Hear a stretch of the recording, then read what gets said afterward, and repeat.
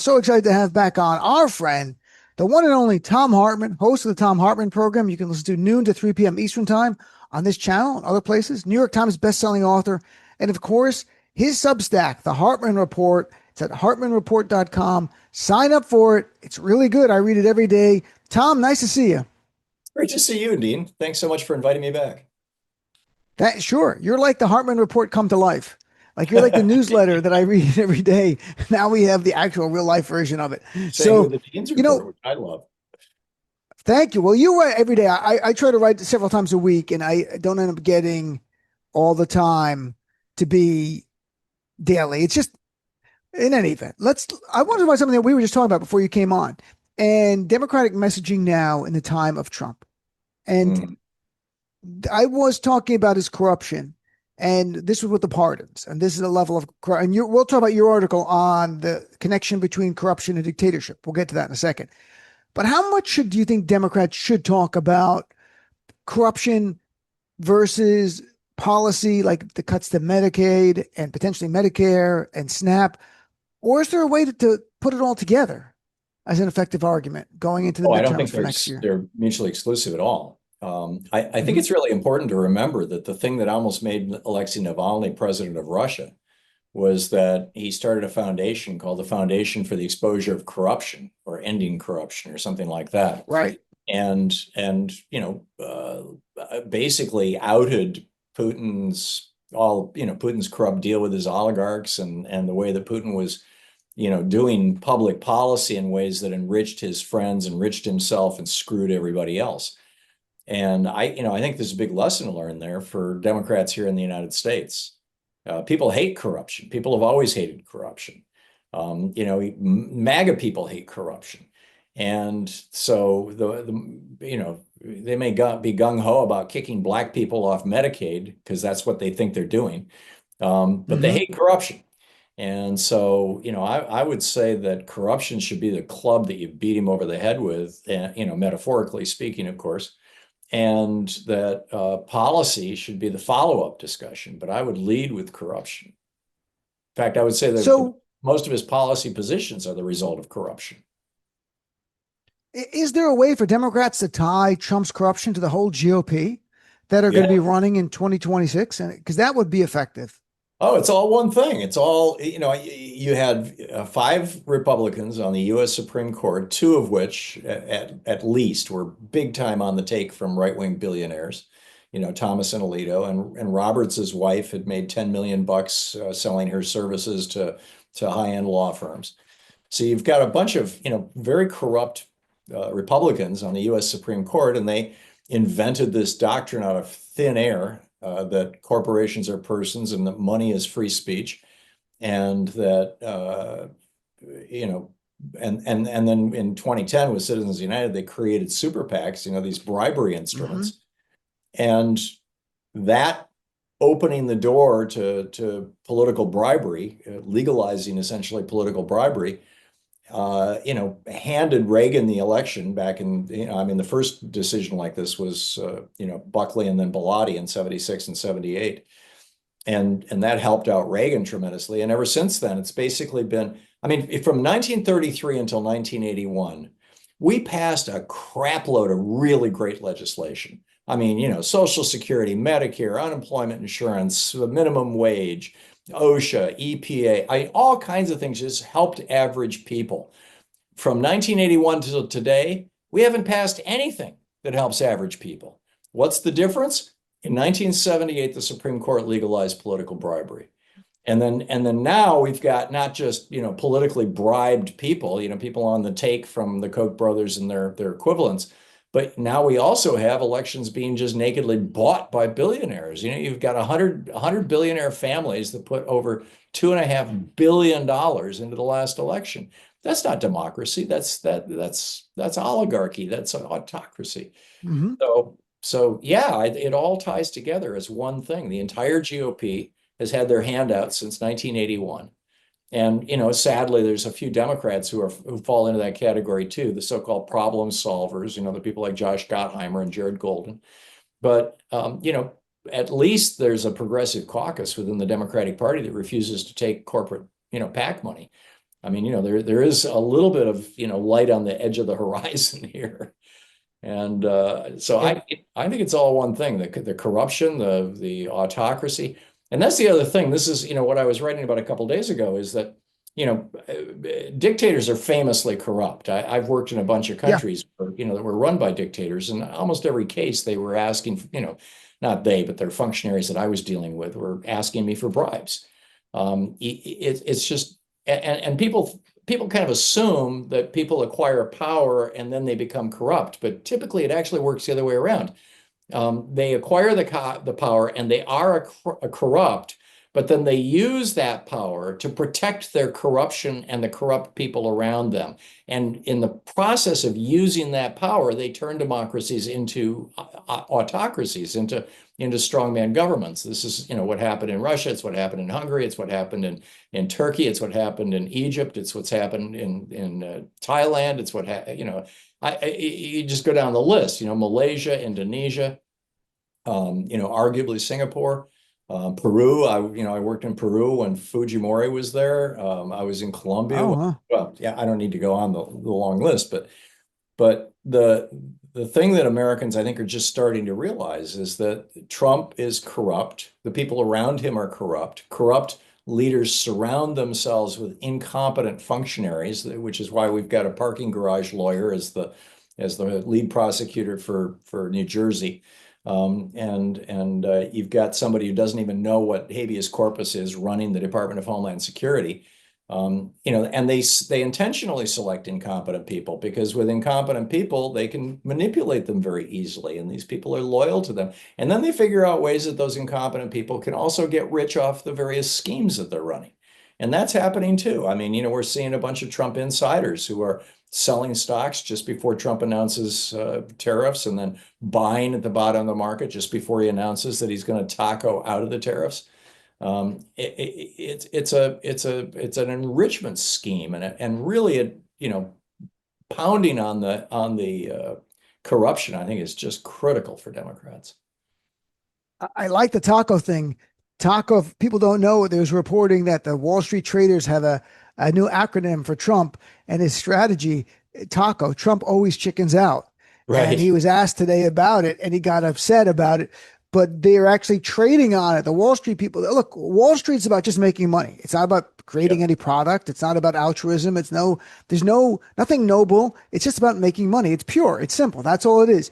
And they figured, well, if Trump's going to do these games with what we're going to do, they play the games with the tariffs. On Friday, he says, EU 50%. Well, by now they know he's going to lift that at some point. It might be a day later, it might be a few days later, a week later. We all know he's going to chicken out.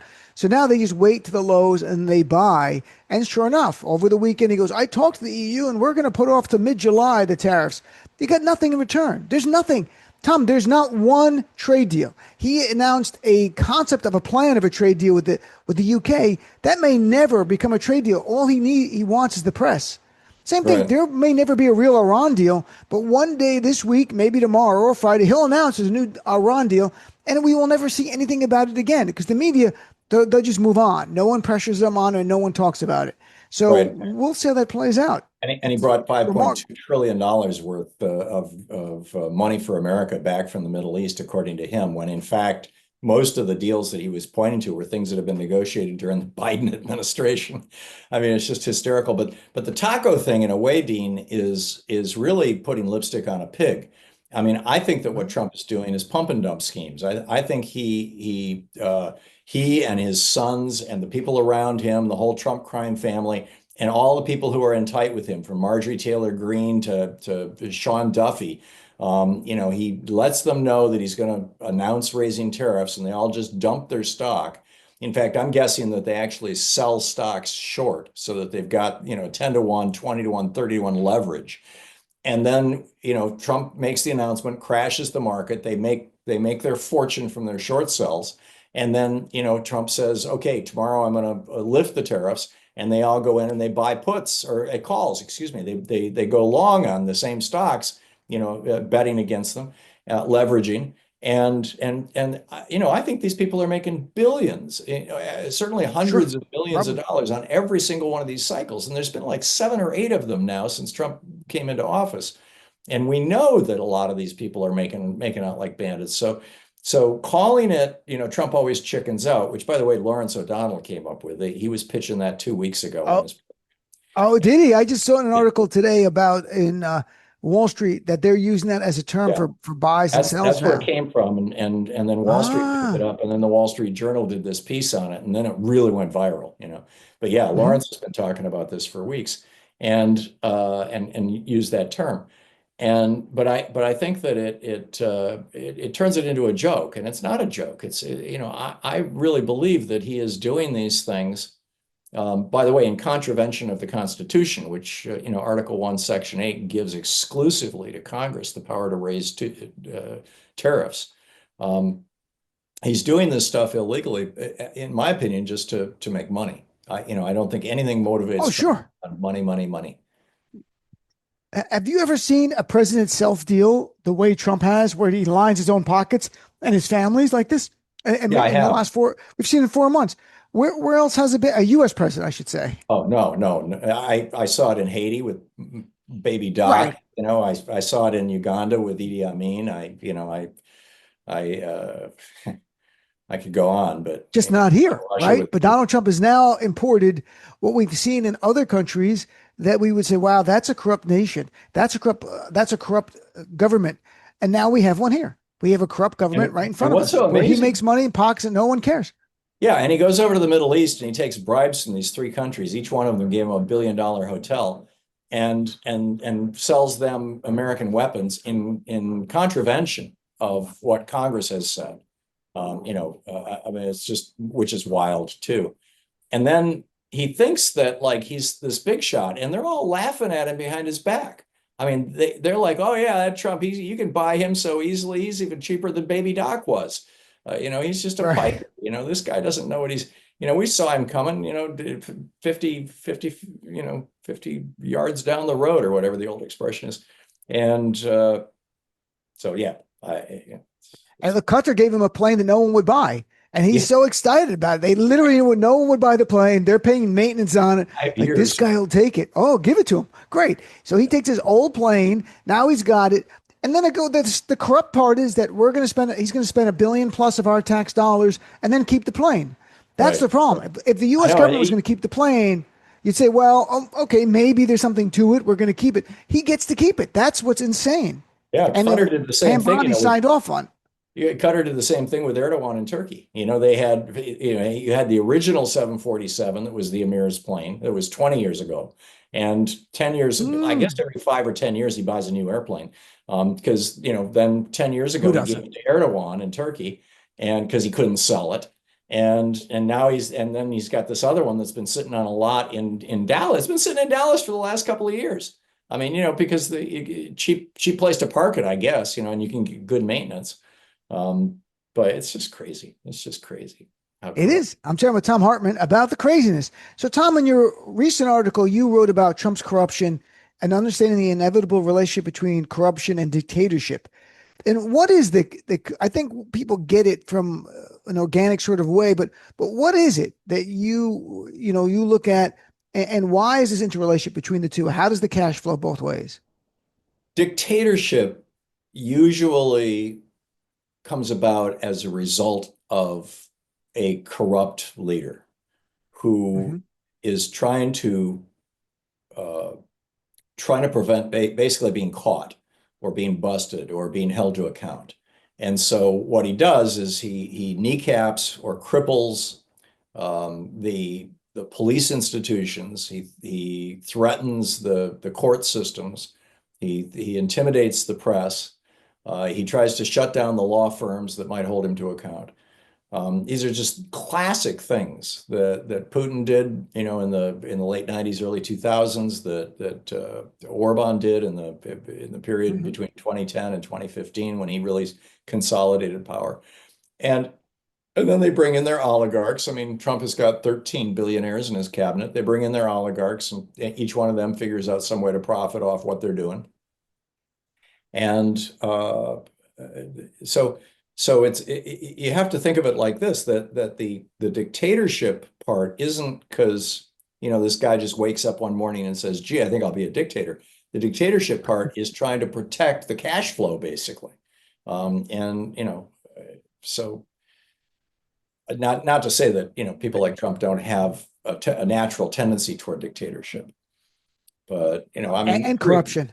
yeah, I mean, Pinochet, when we handed Chile to Pinochet, within a month he was insanely corrupt. He was cutting all these deals with Kennecott and, on the copper mine stuff, which is what provoked the whole thing. It's why Kissinger did it, was, between the copper companies and AT&T, the phone company.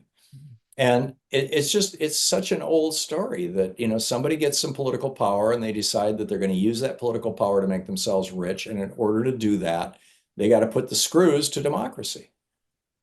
Here we are. It's from, yep, I'm chatting with our friend Thom Hartmann. I saw today that in Russia, they unveiled a new Stalin statue that they had taken it down decades ago. And now they're in the idea of celebrating Stalin. It's Stalin standing up. It's at the big train station and kids looking at him adoringly and holding up things to him. I'm like, how long till the Republicans do that with Trump? How long till they put up on the wall, on the mall in Washington or next to the Martin Luther King, monument? Because that's where they'd want to do it. If they could replace that, they'd love to. I mean, their idea of DEI, to them, Martin Luther King's a DEI statue, put up a Donald Trump thing. But I really think before this is done, they really are going to rename things for Donald Trump, and they might build a statue to him like Saddam Hussein, like a big one. And then we'll have to tear it down one day, which would be fun. We'll be liberated from him. That's my hope. Remember, after Reagan died, there was the Reagan Memorial Project, or the Reagan Legacy Project, it was called. It was well funded Oh, by yeah. right-wing billionaires. They wanted to build a statue or name a building or a bridge after Reagan in every single congressional district in America. And, 400 of them, and in every country in the world. And they've accomplished their goal now. The DC one was renaming National Airport. And Sure. I fully expect that there will be a Trump legacy project that comes out of this administration. It'll be funded by Qatar and Saudi Arabia and all the billionaires that Donald Trump is doing business with. So, when I want to shift gears here for a second, Tom. Donald Trump today was saying, I'm kicking Harvard's ass. Literally said that, kicking Harvard's ass. He was very proud of himself like that. And Kristi Noem was saying last week, we're sending a message by blocking all foreign students to Harvard, and that we want to send a message to schools right now. When you view this as someone who has an eye towards history, is this just from the playbook of autocrats? Is this more than just controlling an institution? It's more of Donald Trump, the autocrat, wannabe tyrant, trying to take control of all higher education in this country on some level? Viktor Orban came over here and spoke at CPAC down in Dallas 2 or 3 years ago and said, you should do what I've done. You need to build your own media. You need to intimidate the media. You need to take control of the educational institutions. You need to seize control of your courts. And that's what Trump is doing. He is following Orban's playbook step by step. Orban shut down one of the largest universities in Budapest. It still operates, but it can't award grants that have actual credits associated with them any longer. He essentially seized control of all of the universities in Hungary, as Putin did in Russia. And so, yeah, this is just an old shtick. This is seize control of the media, seize control of the judiciary, seize control of the universities. Seize control of the labor unions. I'm waiting for that. That's a big thing that dictators do. If you can't destroy the unions, you take control of them. Basically all the institutions that have significant economic or political power, or the ability to influence people in a meaningful way.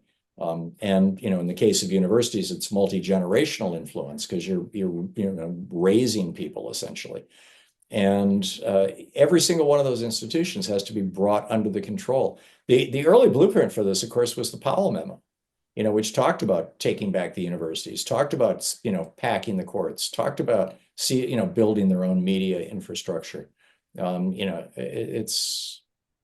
here we are. This is not a brand new thing. This is not just Donald Trump jumped into this. Republicans have been working on this since the 1970s. The Powell memo was 1971.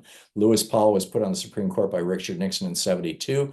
And in 78, he wrote the decision in Bellotti that said corporations are persons and money is speech. And that began the whole thing.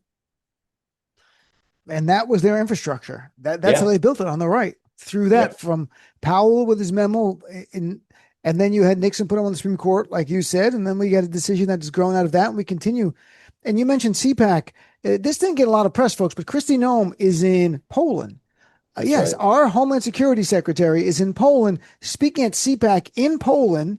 And while she was there, she endorsed, it's a competitive race for president, the Karol Nawrocki, Nawrocki, and she publicly endorsed him right there at the event. And he's like their version of MAGA. They sell Make Poland Great Again. He's anti-EU the same way Trump and J.D. Vance and others are anti-EU. They're essentially anti-democracy and institutions that protect democracy. And so, and it's a close race. I'm sorry? And Putin adjacent. Yeah. So, I mean, this is where we're watching on some level. And we saw it before. I mean, Musk was doing with AFD in Germany, and that didn't work out too well, thankfully. It's a worldwide effort. But yeah, and that's what it is. I mean, this is the new axis of evil. It is MAGA and any other country, any other right-wing person that will join them in this.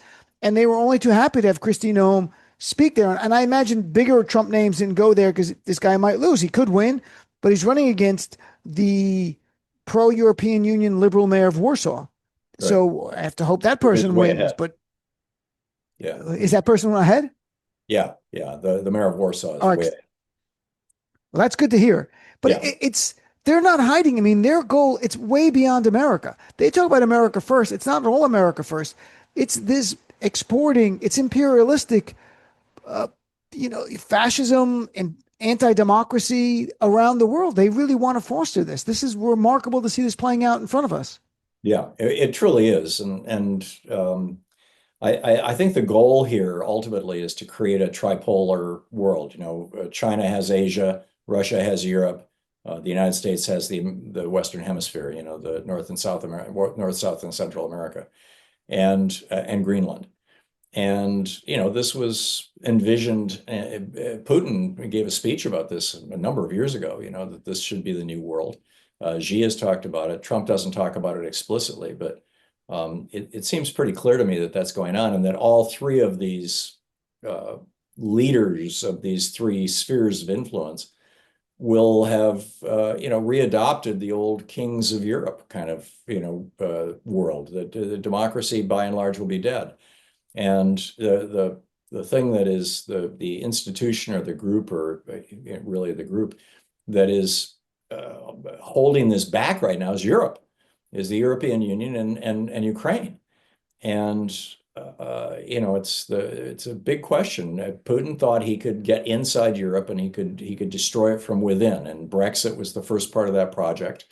And then indoctrinating right wingers. I have a couple of friends who are British who have just completely gone down the Putin rabbit hole. I mean, they're convinced that the EU is going to create a cashless society where everybody's under surveillance 24/7, and it's a quack, quack, quack, quack, quack.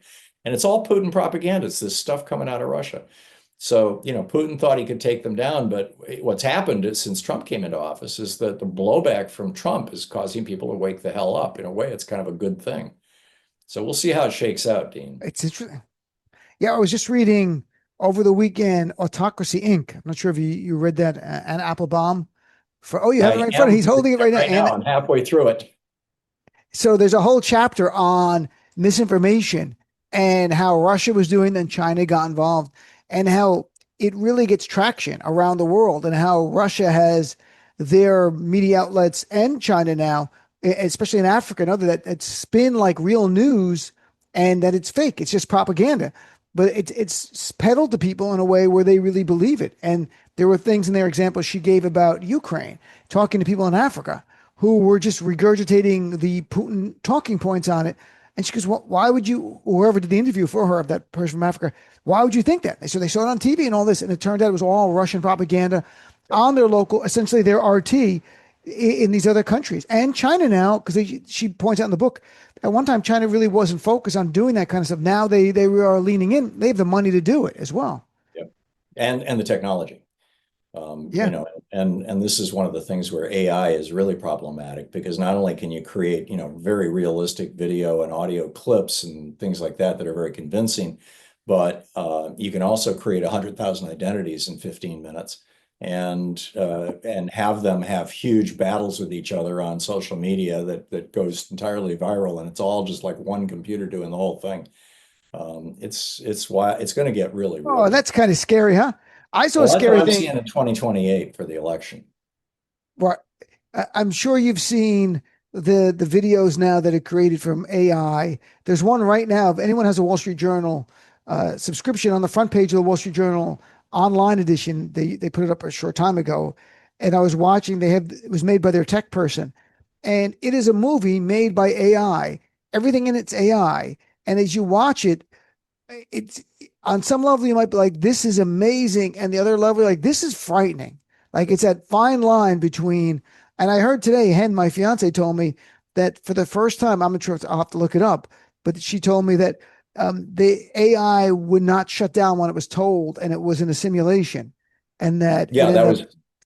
that was And like, oh, OpenAI's ChatGPT product, and it tried to refuse to shut down, and then Claude, Claude was trained, which is Anthropic's big product, was being trained on, it was a test, and so it was kind of offline, but Claude didn't realize that. And they trained it on a bunch of information about the people who were working there. And one of them was one of the techs who was having an affair with a woman outside of his marriage. But he actually wasn't. It just, they had all these fake emails about right. it. And Claude had access to all that stuff. And so when he threatens to shut down Claude, Claude threatens to blackmail him about the affair. I mean, it's like, So, folks, mark the day, May Al is 28th, the here. day the computers fought back. This is, Al is here. I've seen the documentary on this. It's called The Matrix or The Terminator. I think that Elon Musk 2001. might be AI. He might not be real. I think he might be Who? AI. Elon Musk himself. I want to see a birth certificate.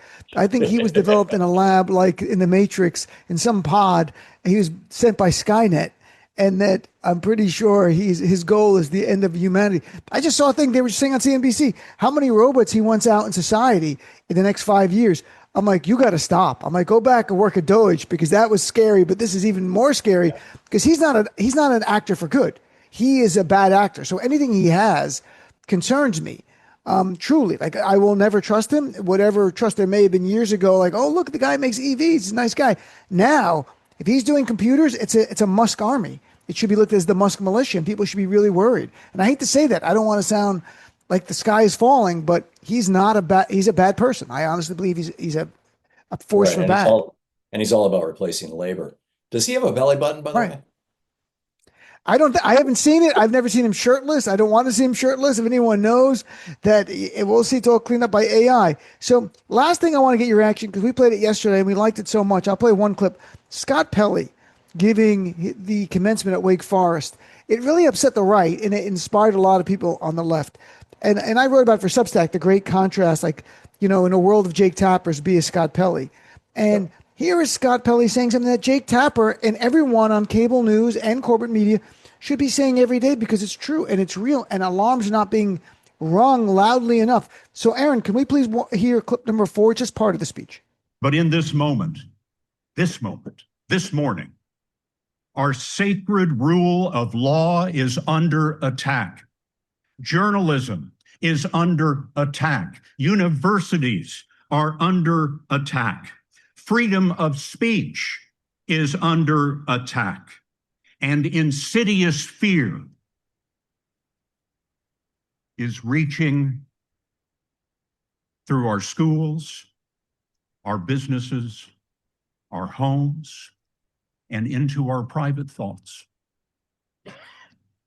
The fear to speak in America. Yep, in America.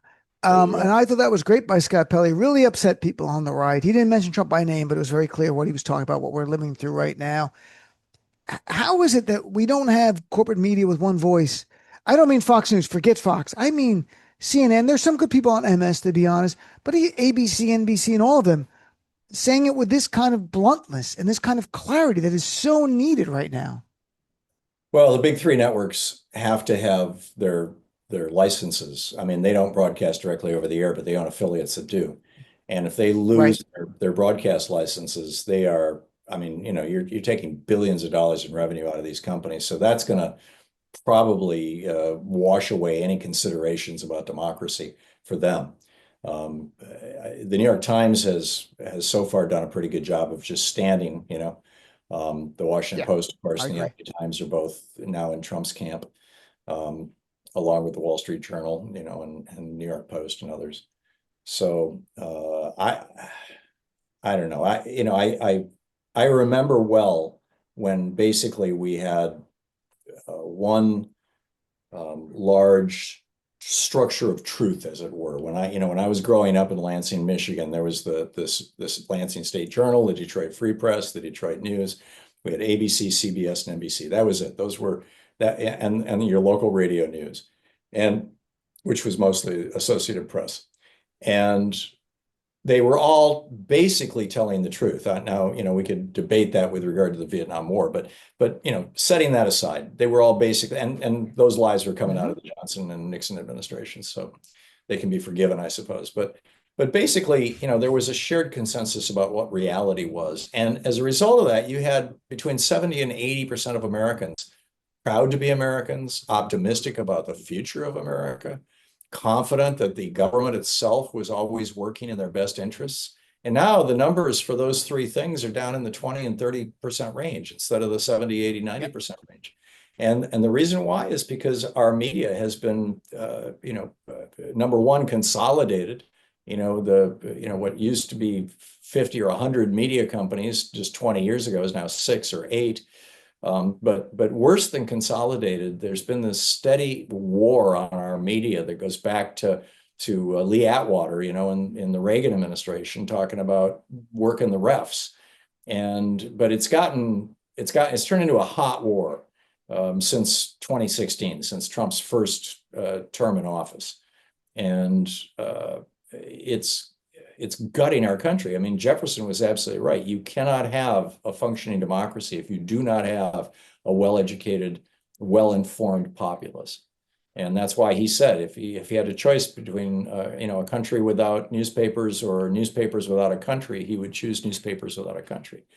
The information is the absolute first prerequisite for democracy.